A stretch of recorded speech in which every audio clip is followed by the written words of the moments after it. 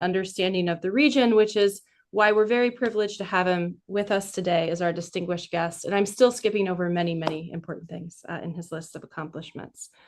So we'll jump right in with questions, if that's all right. And I see that we have our Ukrainian audience there as well in Kyiv. So Laskova prosimo to those in Kyiv. So Ambassador Gherбst, I wanted to start with a general question.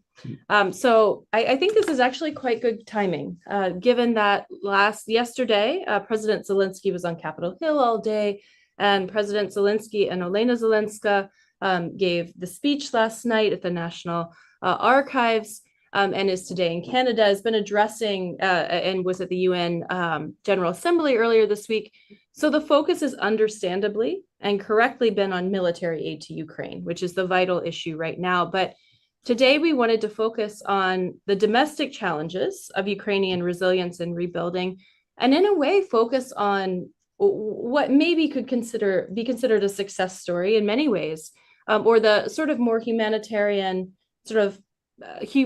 resilience, human resilience amidst all of this. So the broad question that I wanted to start with was, what do you see as the major challenges for resilience and rebuilding in Ukraine today?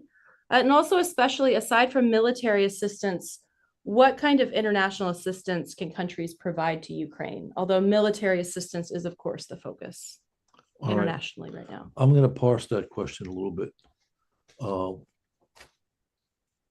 I think if you start with the concept of resilience, you really can't jump forward to the reconstruction of Ukraine. You've got to look at the resilience of Ukrainian society today when it's under this massive and savage onslaught. Ukraine's been at war, a war imposed by the Kremlin, for now, 9.5 years, over 9.5 years, because it began in February of 2014. Up until February of 2022, it was a kind of hybrid war, limited but still substantial. But since over the last 19 months, it's been a full-scale onslaught, major conventional war, the first war involving a great power in Europe since Hitler was defeated. And to the surprise of most of the world, including the US government, the Ukrainians did not fold under this assault.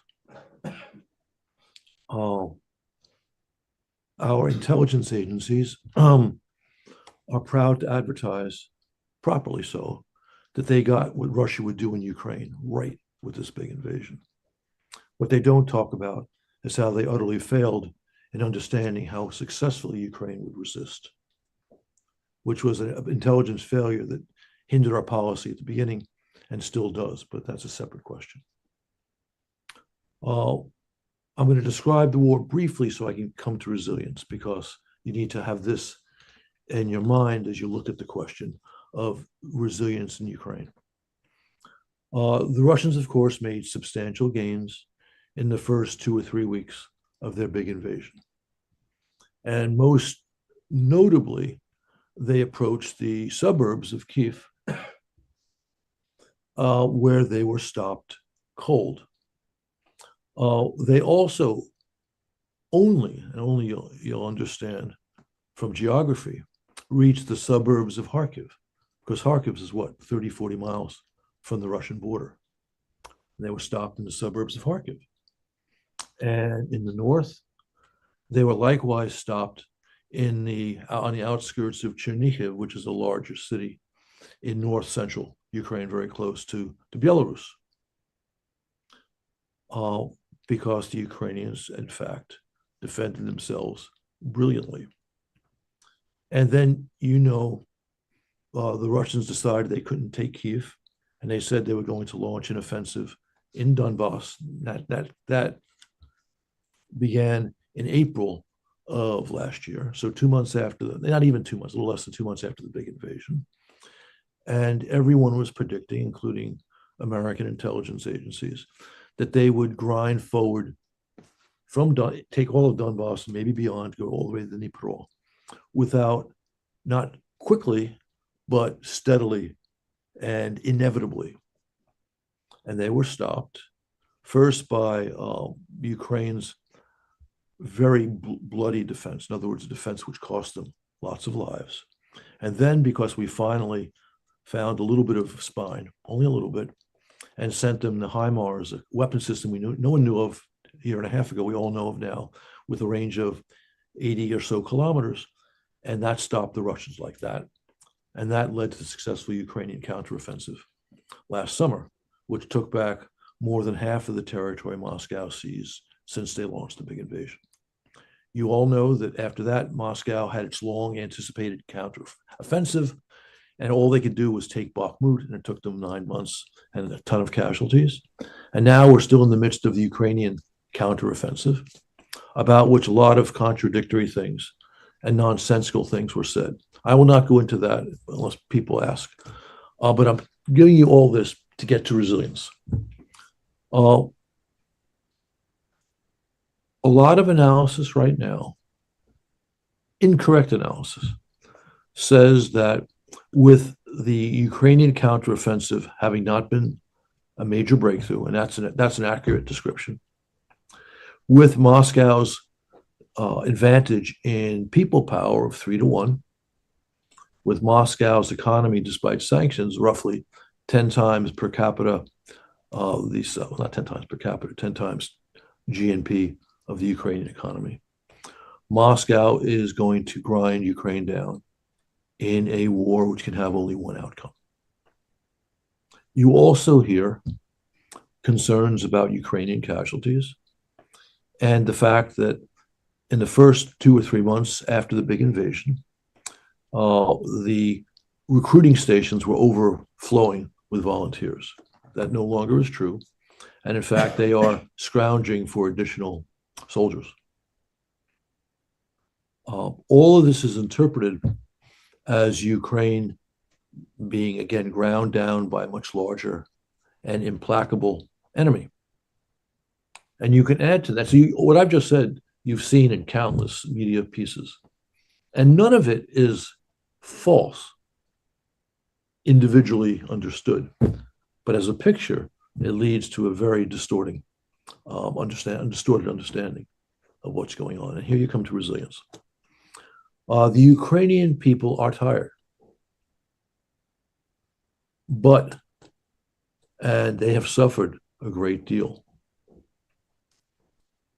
But they believe correctly that they have no alternative than to fight, because Moscow is only offering them surrender, and not just surrender, but surrender with truly horrifying implications. Again, if you pay attention to Russian media, actually, I'd say again, I haven't mentioned that yet. If you pay attention to Russian media, you know that major themes include Ukraine is run by Nazis,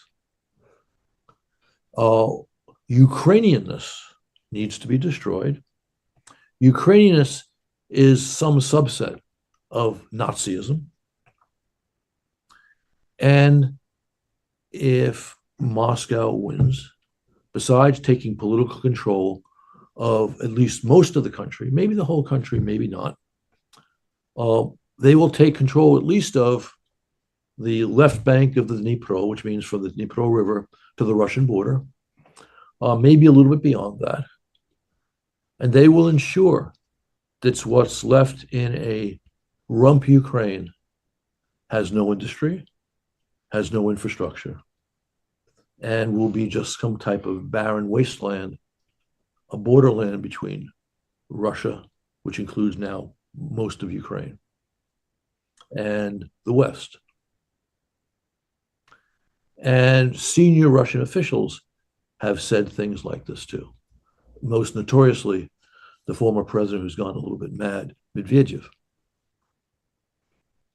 And they talk openly about the filtration camps that the CIA correctly anticipated in the run-up to the Russian invasion. Filtration camps where filtration camps is this phrase for what was said in Soviet and under Chinese communism, re-education camps.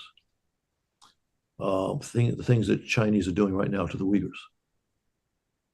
Which is why, by the way, I tend to be a little bit cautious about calling the Russian war genocide, but there are genocide scholars who use that phrase between the atrocities being committed. And by the way, the soldiers who committed those atrocities in Bucha received an award from Putin. And the language of wiping out Ukrainianness.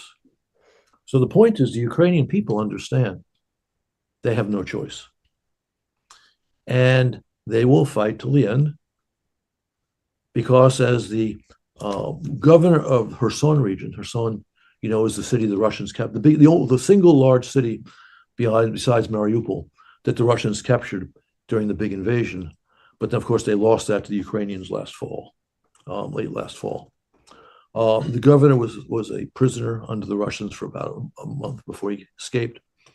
As he put it, it's bad to live under Russian bombs, but far worse to live under Russian occupation. So again, the Ukrainian people are all in this fight because they think they have no alternative. And though they mourn for their dead and their wounded, and a big new industry in Ukraine is prosthetics to deal with the many people, the tens of thousands of people who've lost limbs. They're not going to stop fighting.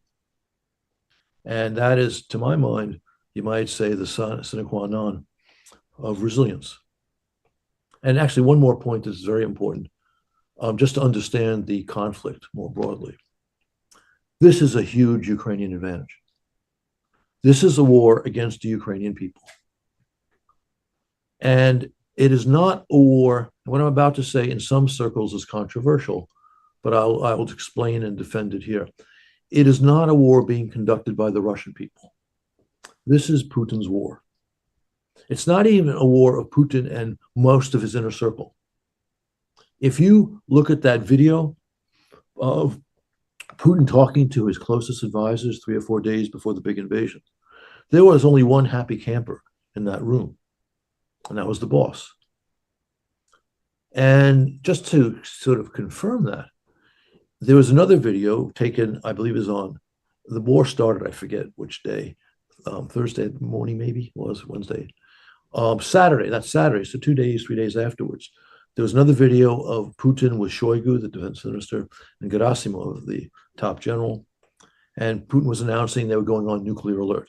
And again, Shoigu and Gerasimov were not standing, yeah, we're going to show those guys. They look glum. And something that has been forgotten, for about 10 days after the big invasion, there was a period where people in Russia were expressing their views. That's the period when in about 15 or 20 cities across the country, you had many tens of thousands of demonstrators. But more interesting than that, oh, that's interesting, was you had letters written by oligarchs expressing concern about the invasion. And perhaps even more interesting, you had some statements coming from Russian think tankers, my equivalents, but guys who've always been very, very meticulous about staying within the good graces of the Kremlin, also expressing concern about this. But after, again, a week and a half or so, the hammer came down, everyone shut up, the demonstration ceased because the demonstrators were in jail, and the think tankers began their journey from expressing reservations to becoming full-throated enthusiasts for massive Russian aggression, including the de-Ukrainianization of Ukraine. So, but the point is, that's one of the reasons why Russian soldiers aren't fighting well. Of course, they're also being treated terribly by their leadership. That's the reason why when they launched the quote-unquote partial mobilization a year ago, anywhere from 800,000 to like 1.6 million Russian men fled to Central Asia, to the Caucasus, to Turkey, and so on. The Russian soldiers are not in this fight, and it shows. And of course, the Ukrainians are all in. And one last point, coming back to Ukrainian manpower for the war right now. I read this, I read this summer when I was on vacation, Catton's 3 volume history of the Army of the Potomac. And in there, I mean, but I didn't need to have him remind me, by 1863, in our Civil War, there were massive riots in New York City against the draft, and everyone and his uncle was trying to avoid a draft. And the North had a much better reason to fight that war than Russians, people have to fight this war. So there's only a certain part of any population that's going to fight, even in a just cause, you might say, by their own volition. So I don't put much stock in the fact that the Ukrainians no longer have the volunteers. And when you read those stories saying Ukrainians are through, this is one of the reasons. Take out your shaker of salt. I wonder if I could ask you about the modern historical perspective on the developments of civil society in Ukraine and civil society organizations, because we saw a lot written about this and a lot of activity from civil society organizations around the Orange Revolution when you were the ambassador, and then in the Euromaidan movement, the Revolution of Dignity. And we saw this, it seemed like really kind of transformation of civil society organization, but it had a very geopolitical bent to it as well, and that there were a lot of connections internationally. But I'm wondering if you could give us a bit more of that sort of in the 2000s as that's evolved with the Orange Revolution and Euromaidan, how civil society in Ukraine and civil society organizations have evolved to be so active in promoting Ukrainian interests, but not just internationally, but domestically as well, for sort of what needs to be done. There are several dimensions in your question, you might say. The first thing you need to understand as you look at the role of civil society in Ukraine is that Ukraine is a nation that has been controlled for centuries from outside. Most recently, of course, outside was Moscow. And that goes back to the latest 17th century. Before that, you had the Polish-Lithuanian Commonwealth, you had the Ottomans in the southern part of Ukraine. But it was distinct people that understood itself to be as distinct people. And they always had a sense of otherness vis-a-vis the ruling authorities. And by the way, if you want a classic illustration of that in art, there's the painting by, oh my goodness, I'm forgetting his name, a 19th century Russian/Ukrainian painter of the Zaporizhia Cossacks riding the Sultan in the Ottoman Empire. And you can see they're having a good time and they're telling the Sultan where to go. And you've had an element of that in Ukraine vis-a-vis all their conquerors, including Moscow. Something the Russians never fully grasped to this day. And so that's point one. That means there was there was relative freedom in society for not just these attitudes to coalesce, but to form in organizations. Historically, of course, the priesthood in Ukraine was very important for that. And intellectuals, although intellectuals is a term that comes from like the 19th century, the literate class in Ukraine for centuries. Add to that Ukraine was a transmitter of Western culture, which in many ways was a more advanced culture, into the Russian Empire. And that's significant because it meant that the literate classes in Ukraine, going back to the 17th and the 18th, and even parts, say, the early 19th century, had a sense of themselves as being superior to those who were in charge, which provides a measure of confidence. And these characteristics obtained despite periodic efforts by Tsarist Russia, not just to limit, but to actually stamp out Ukrainian culture There were limits and the repression against use of the Ukrainian language, certainly well into the late 19th century. Yet, Ukraine, since it wasn't quite at the center, in fact, Ukraine means krayina, the edge. This all encouraged a freedom of thought in a hostile environment and a willingness to organize in a hostile environment. And as you might imagine, those things are very useful for the evolution of civil society. And of course, you mentioned in your question the international contacts of civil society. Well, in the Soviet period, despite the truly nasty repression,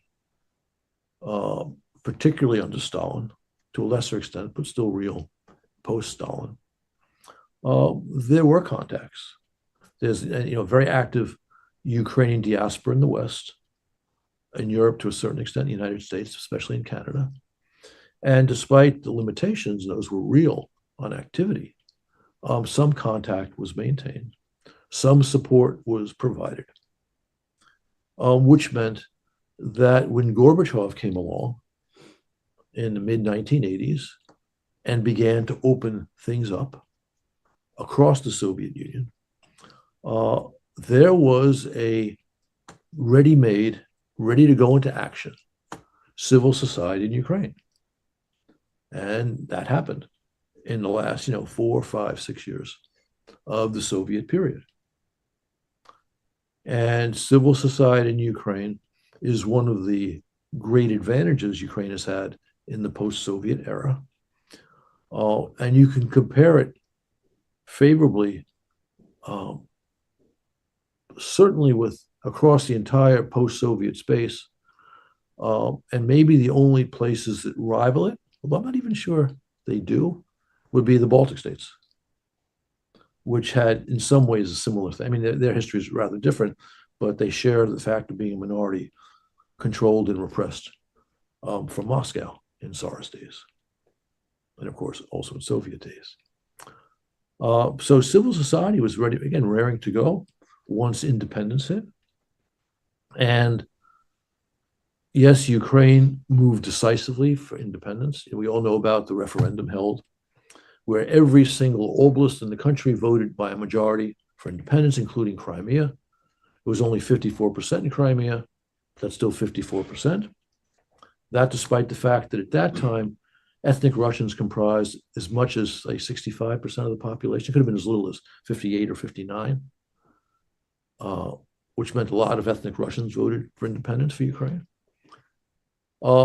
And when post-Soviet Ukraine emerged as an independent country with a huge and baleful Soviet legacy, particularly in the way that the economy was controlled, particularly in the way that the legal system was subject to manipulation by the political leadership, they were there to say, hey, wait a minute, fellas. And they've played that role persistently since then and to this moment. It's interesting that you note that the history of Ukrainian civil society is unique in fostering organization and interest despite being in a repressive environment, and that makes it uniquely stronger. Right. What do you see as sort of today in Ukraine with civil society? Are they doing everything, do you think, or are they primarily sort of advancing the domestic interests? Are they mobilizing for the military? There's always concerns about corruption in Ukraine, even with civil society and NGOs. Civil society in but Ukraine, they could counter it too. Civil society in Ukraine was focused almost exclusively on the post-Soviet problems and the need to reform them. From independence until the big Russian invasion. In other words, even after the war began in 2014, their activity was overwhelmingly dedicated to domestic concerns. Some concerns about the war, from 2014 until February of last year, but relatively limited. But since then, most of them have thrown themselves into ensuring Ukraine wins this war. So Daria Kaleniuk, a principal anti-corruption activist, has been seeking weapons in the West for the last 18 months. Hannah Hopko, who was the Foreign Affairs Committee chairwoman after Poroshenko became president, also came out of the ranks of reformers, has been working with Daria on weapons procurement. That's true of many other reformers as well, because they understand Ukraine needs to win this war. There are still folks doing straight reform issues, and everyone agrees it's important, but even those folks say it takes a backseat to winning the war. The war has imposed its own, you might say, anti-corruption requirements. Zelensky's team, which I would say did not have a stellar record on reform up to the big invasion, and I'm not saying they have a stellar record now, but it's a little bit different and a little bit better, understands, this is still true, that the opponents in the West, especially in the United States, of helping Ukraine win this war, spend a good deal of their time, when they're not worried about nuclear attack on the United States, talking about corruption in Ukraine. So it's understood that corruption in Ukraine is a national security liability. And that's one of the reasons why the Minister of Defense, Reznikov, who had and has a pretty good reputation both in Ukraine and in the West, was removed just, 2 weeks ago, when they had the second MOD scandal over the past, since the big invasion. So again, everything comes back now to the war, but people are paying attention, albeit not quite as much fervor, to reform issues and corruption issues. Do you see on the ground in Ukraine that civil society organizations are kind of keeping things running? Are they a sort of substitute to the state during the war as well? That obviously the focus is much less on that because the war is the primary concern in winning the conflict. But are they providing things like sort of governing services are in partnership to the state or in replacement of the state's focused on the war, and they perhaps are taking over some of the day-to-day? I'm unaware of them taking over government services, and it's hard for me to imagine any senior government official agreeing to such an arrangement. But this is a war, again, of the entire Ukrainian people. And civil society is, and the organizations that organize it, that are a major advantage for Ukraine in this war. So I mentioned, prosthetics as a major new industry in Ukraine. Well, that's been organized by entrepreneurs and philanthropists in Ukraine.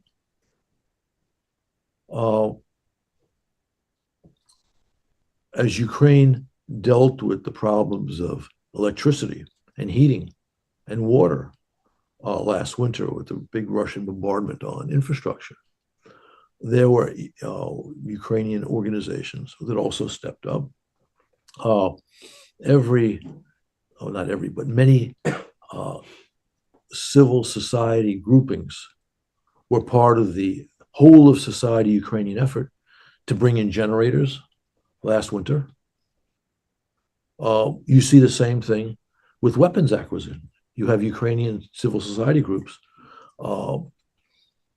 raising money here for drones and for other equipment. And a great story, it'll be a wonderful movie someday, first a book and then a movie, so maybe someone here wants to write the book, is how individual Ukrainians, there are lots of engineers in Ukraine, they have pretty good education in the sciences and mathematics. Private Ukrainians are building drones, which are taking out Russian military installations. When I was in Kiev in May, I went to see someone, I won't mention who, And we were there to see that person talk about, we're going to talk about the war. And in his office, there were monitors from which his organization, which I've only found out in that meeting, was producing drones, both air drones and sea drones. They were the ones who took out that Russian ship in the Western Black Sea in the springtime with naval drones. And he said that the desk he had there, which had a monitor on it, was the one from which they directed the drones. And multiply that by several hundred or maybe a few thousand, and that's happening across the length and breadth of Ukraine. And obviously, there is coordination with the Ministry of Defense, but this is the initiative of smart, independent Ukrainians, again, who understand that they're in deep trouble if Russia wins. Should that make us optimistic for post-war that the Ukrainian civil society has been, they've built drones, they've raised money for drones, but also with getting generators, prosthetics. Should all of this make us optimistic that post-war they really could thrive as long as the war can end? The short answer to your question is yes. The long answer is more complicated. Right now, obviously, Ukraine is in an all-hands-on-deck situation. And that means that the government and the very top of the government recognize that this is necessary. Once they win the war, it's not clear that the political class, the very top of it, will have a similar understanding. We hope that they will. And obviously, the latitude that they've permitted in this period makes it harder for them to then to pull it back.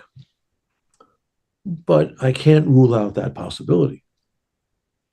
And this is actually a very important consideration for the people here and elsewhere in the West who are starting to plan for the reconstruction of Ukraine, to ensure that they have access to civil society, that civil society has access to them. Ditto with local government, and that they are fully included in the process of reconstituting and reforming Ukrainian society after the war. But but you asked about optimism, and to repeat, this is grounds for optimism for Ukraine conducting the war, eventually winning the war, and then changing itself after that. And you see some of that changing society even now, because as they began to deal with the problems created by the Moscow bombing of infrastructure last winter, they were beginning to put in place some new procedures, some new ways of organization, which certainly improvement on the old. So they were not just, the process began last winter of compensating for the infrastructure taken out, included new ways of doing things, which begins the process of reconstruction, even now during the war. So do you think that this may be, I think is an even trickier question, Ukraine before the war, before 2014, really, and especially before 2022, it's always been deeply polarized politically, and is much less when it's in a wartime environment. And civil society organizations in Ukraine, as you've noted, have this legacy of bringing people together in this organization and activism that occurs. Would that also make us optimistic that there wouldn't be this really detrimental, deep political polarization when the war ends? Vladimir Putin is the great father of modern Ukrainian nationals.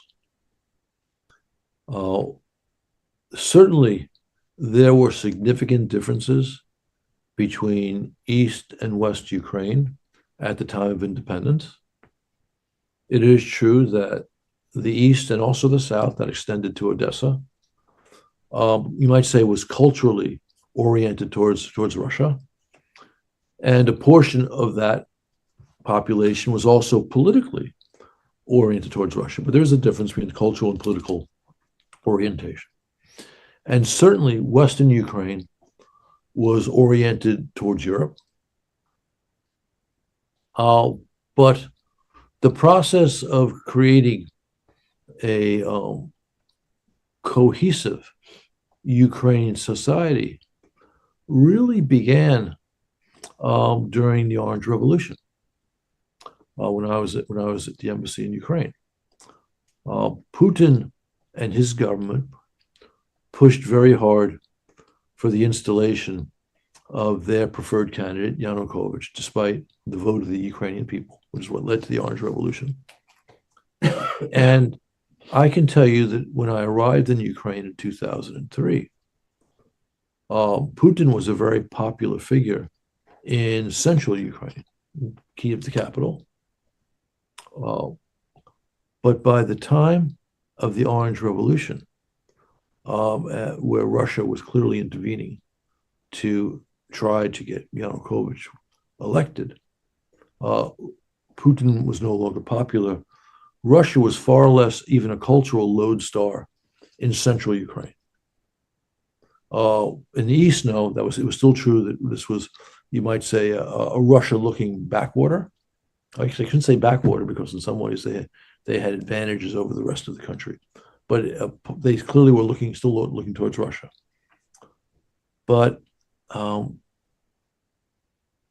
the 2014 war began to change minds in the East immediately.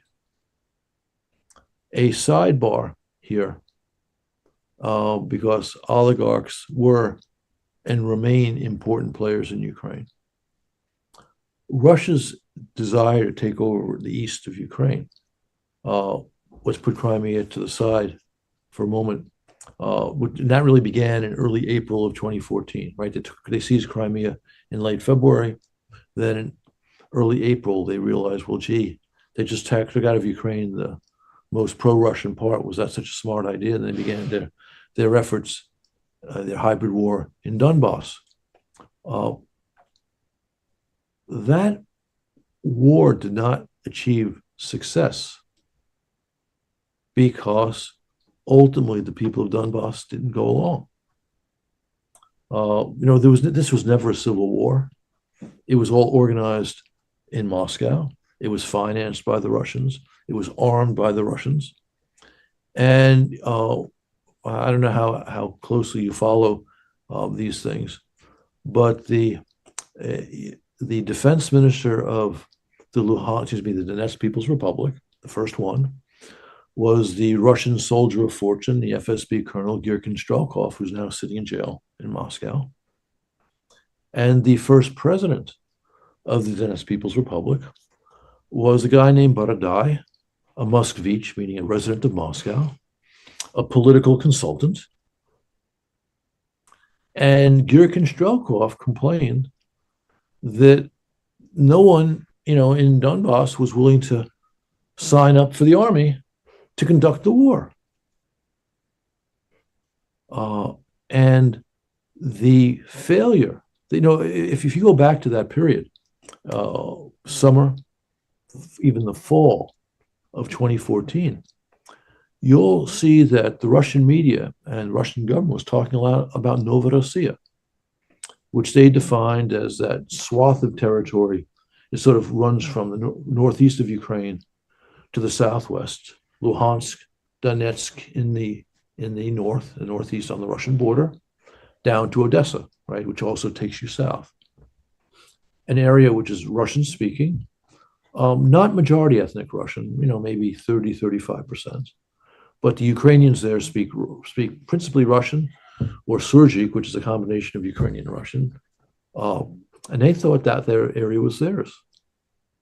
And of course, it wasn't theirs. And that's why they never took Mariupol until the big invasion. And I can tell you, I remember writing about this before the outbreak of the war in Donbass, meaning April of 14, that the oligarchs weren't going to be the Russian friends, because they knew if Russia took over Ukraine, they'd be at the mercy of the Russian political class and the Russian oligarchs. So when Moscow moved in 2014, they wound up losing these. That doesn't mean entirely, but overwhelmingly. And that's true today. It sounds like there will be very different challenges for civil society organizations in the different parts of Ukraine, obviously, because there's such regional variations, that there's going to be very different challenges at post-war and resilience and reconstruction. Is that right? Well, there are differences. I'm not sure I could describe them to you coherently right now in terms of the challenges they face in different places. We know that as Ukraine retakes territory, there's the problems of dealing with the trauma of the people there, and of course, the problems of physical infrastructure, which needs to be rebuilt.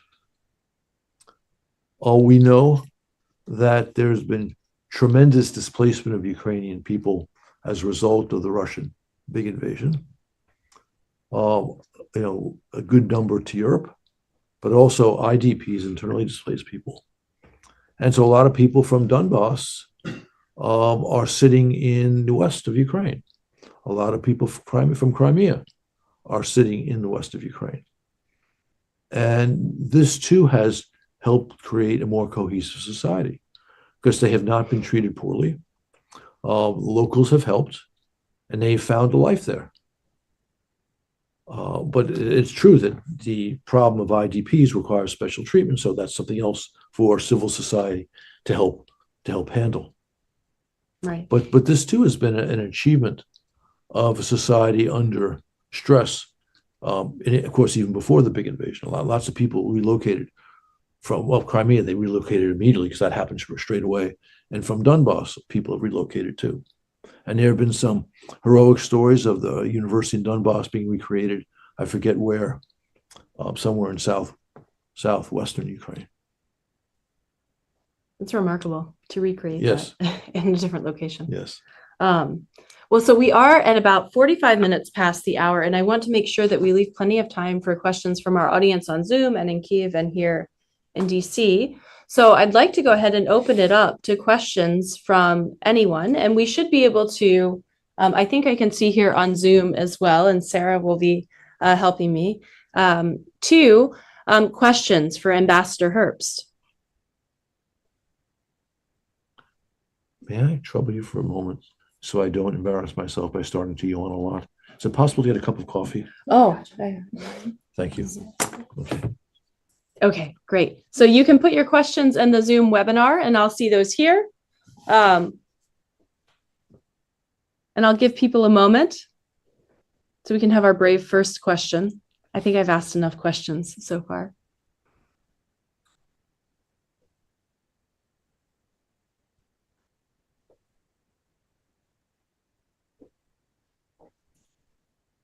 In Kyiv, would someone like to start there?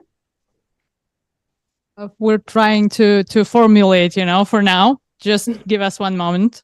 Okay. Oh, yes, Roman, are you able to unmute yourself? Yes. Yeah, I can. Hello, Ambassador. Hi.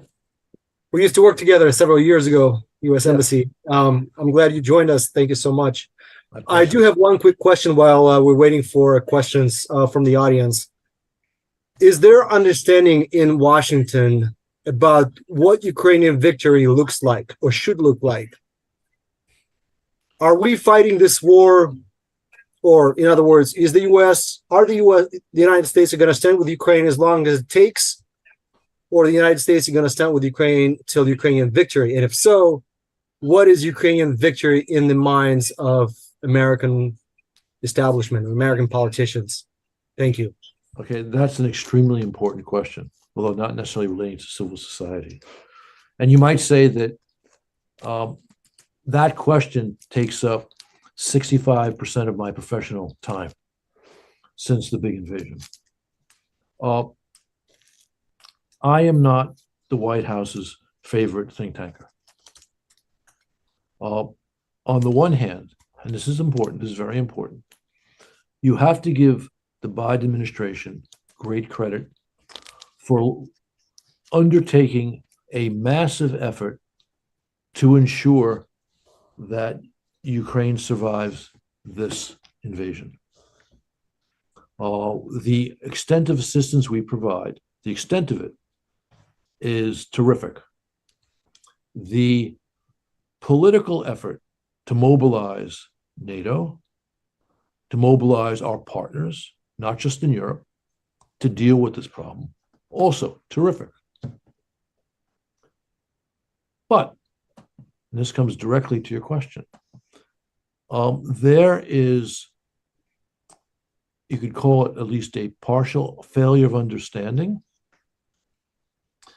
and a caution. Caution is a polite word, too polite. A timidity, which is my preferred word. I don't go stronger than that for diplomatic reasons, to the administration's policy, which is a problem. And you hit the nail on your head when you pointed to their favorite phrase, that we will stay with Ukraine for as long as it takes. That's not a bad statement. It's also not a great statement. The administration has both refused to state that its aim is either a Ukrainian victory or a Russian defeat, and those two things are roughly synonymous. It has also refused to lay out clearly for the American people what America's stakes are in this war.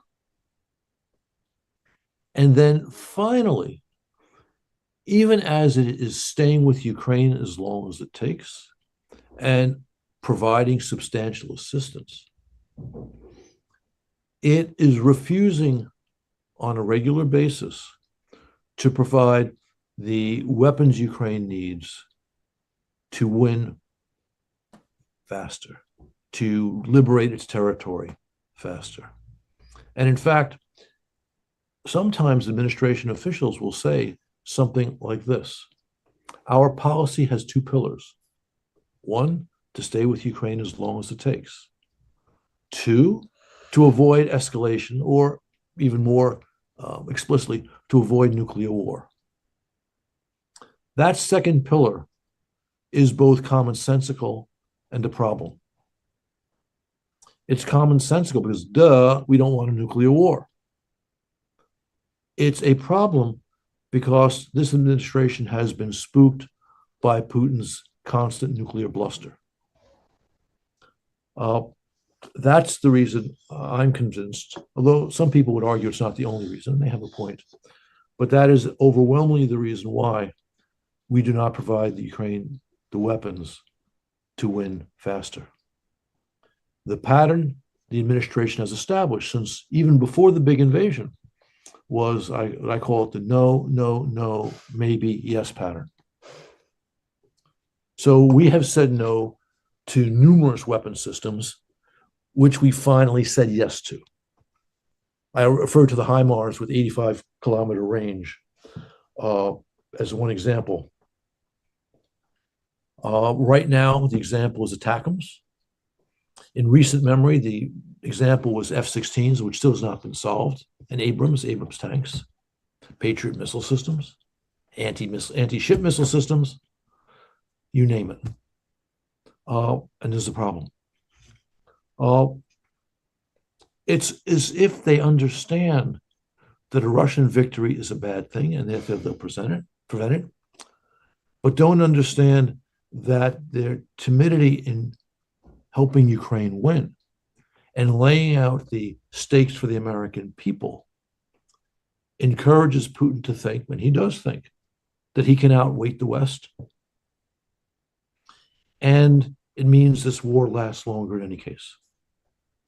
It also means, I mean, I've said now since February 22 of last year, that as long, well, actually, I didn't say it then, say from the end of March of last year, when we began to send weapons in some quantity, in some capacity, that as long as Western support does not diminish, Ukraine will win this war for the reasons going back to Ukrainian resilience and the dangers to Putin of conducting this war within Russia, because the Russian people really don't want any part of it.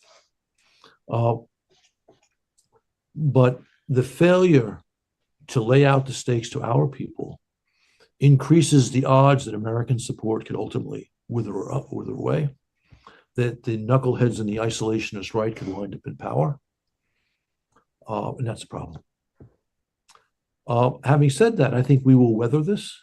I think that the problem I've just described will always be there and a source of worry, but not ultimately become the determinative factor. Thank you, Ambassador. But if I may, Oh, sorry, Roman, we do have several other questions. Is it a quick follow-up? yeah, just a quick follow-up. Is Okay. there understanding that most Ukrainians, especially the civil society leaders and the army that is fighting to defend their land, the Ukrainian victory is not only about deoccupation, the lands, but also Ukraine joining the NATO, and also the demise, as we know it, of the Russian Federation. Is there understanding of some people in Washington that ultimately Ukrainian victory in this war is the disintegration of the Russian Federation? The answer to your last question is no. And even some of your strongest allies in the think tank community in the United States would not agree with that. And I'm one of those.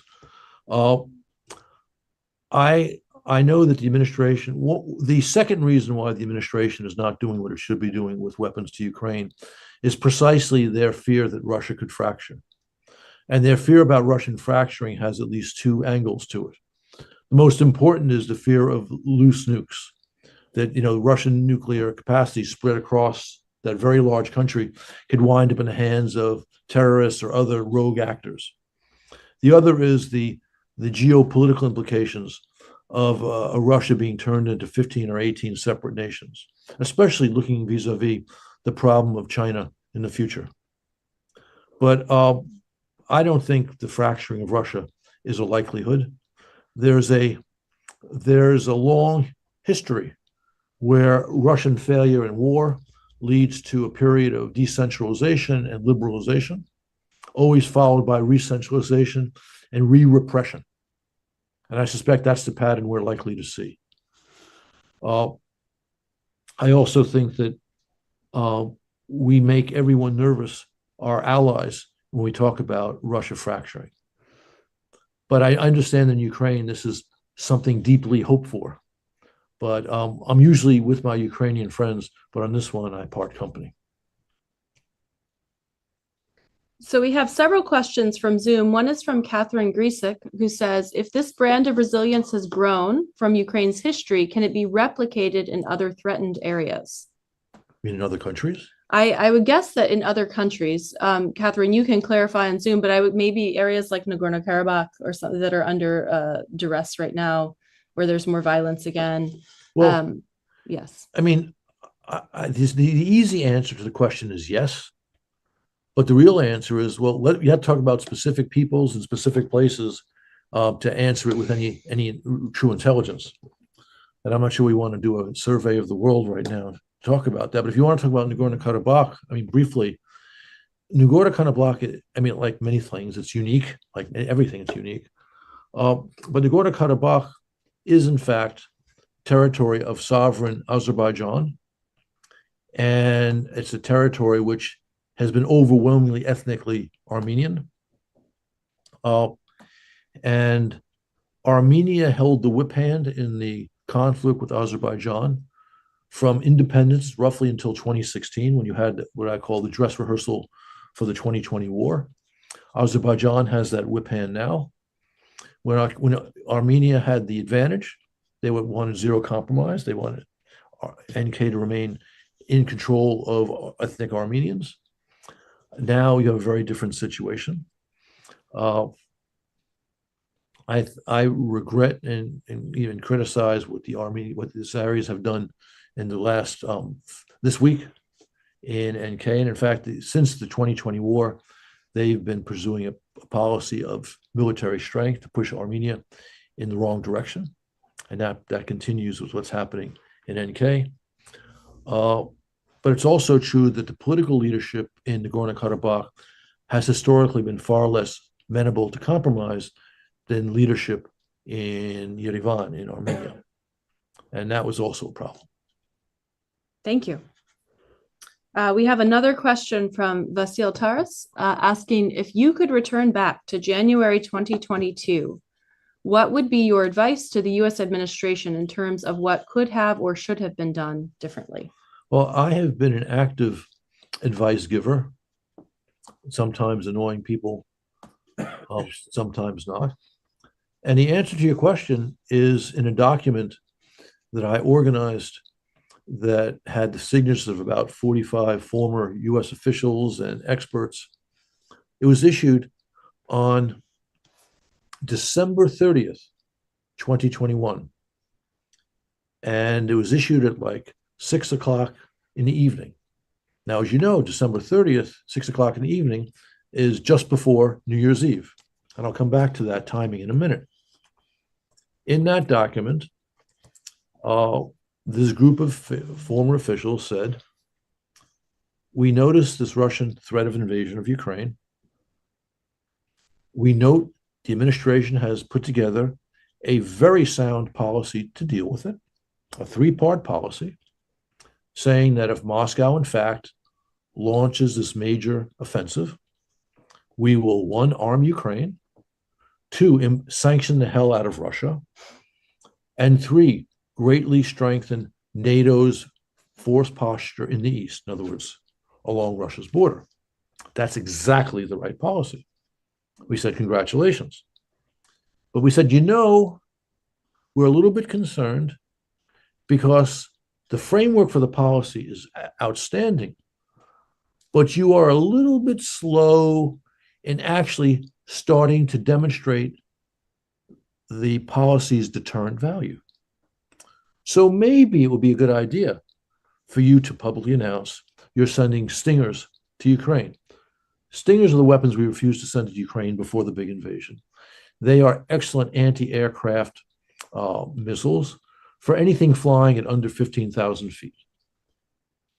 Stingers were used to help destroy the Soviets in Afghanistan. The administrations were not doing this. We also said, you know, Russia has not invaded yet with this massive force that's been on Ukraine's border, but this has created serious economic hardship in Ukraine. And maybe it's time to, you know, lay down one or two sanctions for that. And also to demonstrate to the Russians, if you really do go ahead with this, we're going to hit you hard. So we were giving such advice even in December of 2021. We didn't wait till January. I told you about when we issued it because the next morning, right, morning of New Year's Eve, we got a phone call from the NSC. The National Security Advisor would like to do a Zoom call with those of you who wrote that thing. Silently, we did the Zoom call. It was very civilized. Unfortunately, there was no indication that our advice led to a change in administration policy. So we'll turn now to our audience in Kyiv. Yednanya, they have their hand up. Would you like to ask a question? Yeah, hello, Ambassador.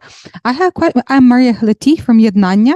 I have a question about peace and about sustainable peace.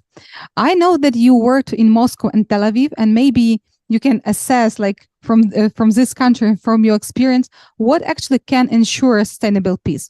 I'm not talking about victory. We understand that victory Ukraine will have one day, and actually the question whether liberation of territories will lead to sustainable peace, or there should be some strategy toward Russia, which would ensure that Russia would not attack again any other country in Europe.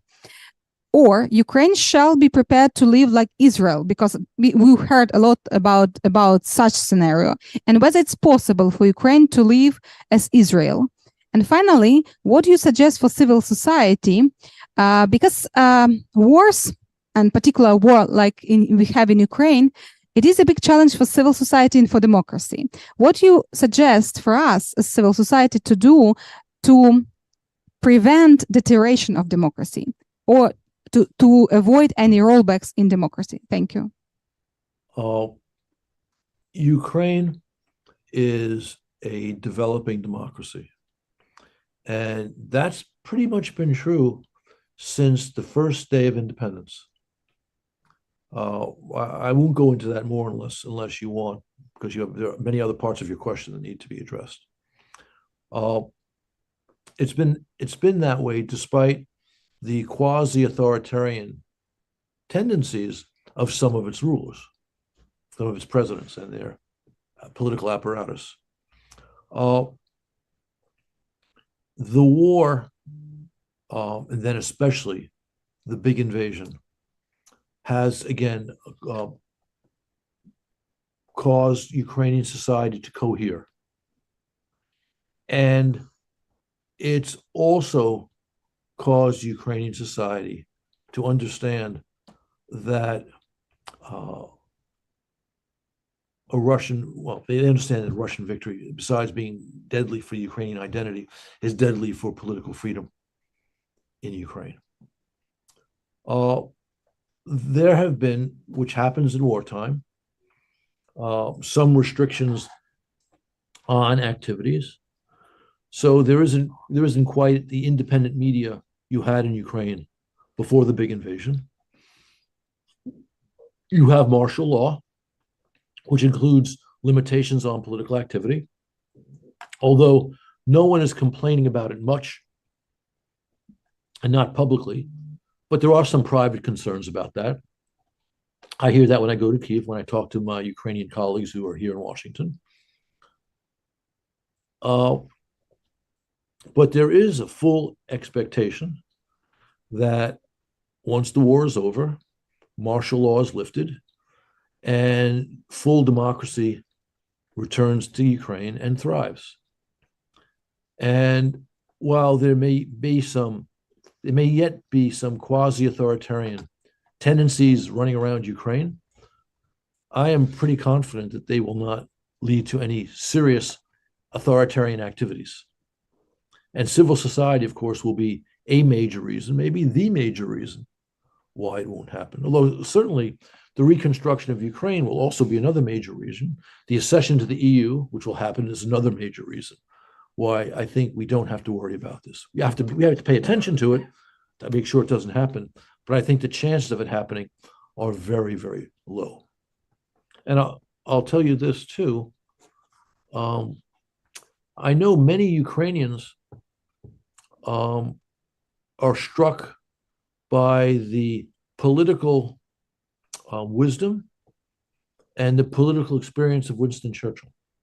And I'll say no more than that. So we have a very different question here in the Zoom chat. Is there any discussion that as part of a negotiated settlement after a Ukrainian victory, that Ukraine secure the role as successor nation to the Soviet Union at the UN and inherit that seat on the UN Security Council? I'd say there's no way in the world of that happening.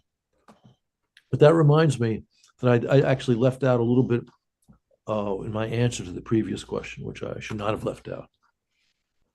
The question is, what might peace look like? A real peace, a stable peace. Right now, the position of President Zelensky and his government, and of 90+% of the Ukrainian people, is full restoration of Ukrainian territory, NATO, EU membership for Ukraine, reparations for Ukraine, and full accounting for the crimes, the war crimes committed by Russian officials and Russian soldiers. Now, that is a great wish list. In the real world, I'm not certain that's what's going to happen. What I'm about to say now, of course, is only my point of view, and I'm not a member of the US government, so I'm just a think tanker. I would define victory for Ukraine and a stable peace for Ukraine in the following way. A Ukraine which is economically viable, which means it needs the territory that make it economically viable. A Ukraine which is secure. A Ukraine which is stable. So what that means for me, at a minimum, not a maximum, at a minimum, a Ukraine which is within the borders it currently controls, preferably a little bit more, actually preferably a lot more, but within the borders it controls, a Ukraine which is well armed, which requires substantial cooperation with the United States in particular, but the West, the cultural West, which means not just the geographical West, but that would include like Japan, North Korea, which are really helping Ukraine now, Australia, maybe eventually one day India, but don't tell the Indians yet. And a Ukraine which has world-class security guarantees, which could include either being in NATO, which is the common sense way to do that, or it could include something like what South Korea has. But as I point out to people who try to confuse the conversation, that includes American troops on the ground near the border, which is what we have in South Korea. And it also includes, of course, Ukraine as part of the EU. Now, I'm not advocating what I just said, but that would be a clear victory for Ukraine, even though it would mean a sad fate for Ukrainians left under Russian control, though maybe something that could be done about that too. Having said that, I could, and by the way, I believe what I just laid out could be considered okay to a majority of Ukrainians, maybe even a large majority of Ukrainians and the Ukrainian government. But I am not advocating this.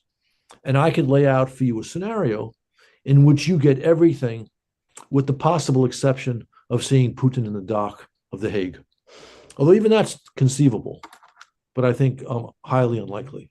In other words, all that you want, including Crimea, minus, and reparations too, minus again, lots of Russians in jail.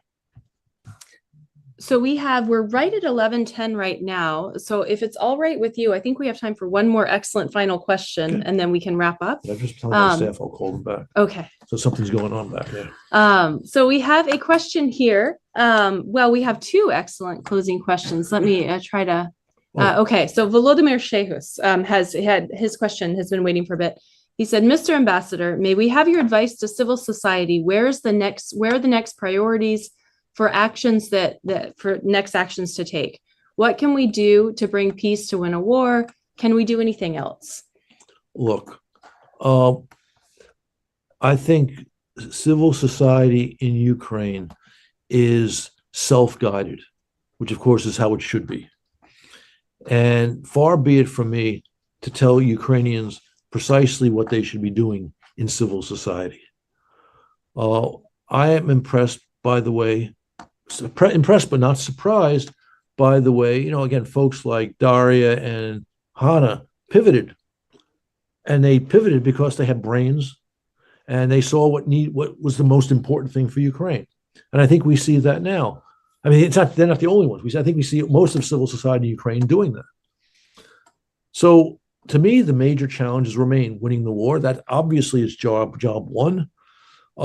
Two, preparing for the post-war Ukraine, and we're seeing some of that.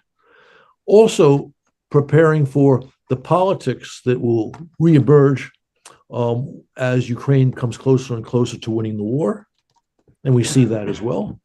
So again, I think civil society is doing what needs to be done.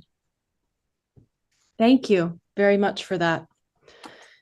Okay. Well, thank you so much, Ambassador Herbst, for your time. There is two final people I'd like to have introduce themselves very quickly. Roman Alexenko and Jeffrey Glenn, who both work with the U.S. Peace Corps and have helped organize this. Would you like to unmute yourselves and say hello? I wanted to acknowledge your participation as we were wrapping up here. Hello, everybody. Thank you, Ambassador Herbst, for your time today. We really appreciate it. I just wanted to kind of convey that this is the brainchild of a collaborative effort with Sarah and Olga. Roman And the intention here is to just help people understand what kind of work is going on in contrast to the military operations, and to see how people are investing in the infrastructure of Ukraine and doing good work on the ground. So that's what we're going to be exploring over the next few sessions, and we appreciate you kind of laying some groundwork for us today. So my thanks to everybody for joining us. Thank you very much. Great project. And Roman? Ambassador Herbst, I always regarded you as one of the most knowledgeable and experienced ambassadors, U.S. ambassadors in Ukraine. It's a pleasure seeing you again, but I was also amazed at how easy it is to reach out to you and get you agree to participate in this series. So that's like, I thought it was impossible, but then there you are. And I'm really happy to see that. You made a lot of people happy. And I want to thank you for your commitment to advocating for Ukraine, talking to the powerful people on the Hill. I think they should listen to you more often. And again, thank you from the bottom of my heart. Okay, well, thank you. It was a pleasure to be here. One thing I also should have said, because I just want to leave this with you. We would be brain dead rather, if we did not push hard to get Ukraine into NATO. I can't imagine another country I want fighting alongside me when we need help. Yeah. I mean, it's just been extraordinary what they've done. Okay, Yeah. Thank you. Thank you so much, Ambassador Herbst. It was really great to have this conversation with you, and to all of you, come back next week on Zoom at this time. So I did want to say we have Sergei Shapovalov with the Democratic Initiatives Foundation in Ukraine, and Svetlana Kuts, who is a civil society expert, and Olga Nikolska of Yednanya, who you heard just a bit today, will be moderating next week. But so we have a 7-part series really to highlight this work in Ukraine that's happening. So come back. We'll make announcements via PONARS. I'll email you. If you gave me your email address for today, you're going to get emails from me. So thank you, everyone, so much. That's it. And thank you on Zoom as well. Good. How are you?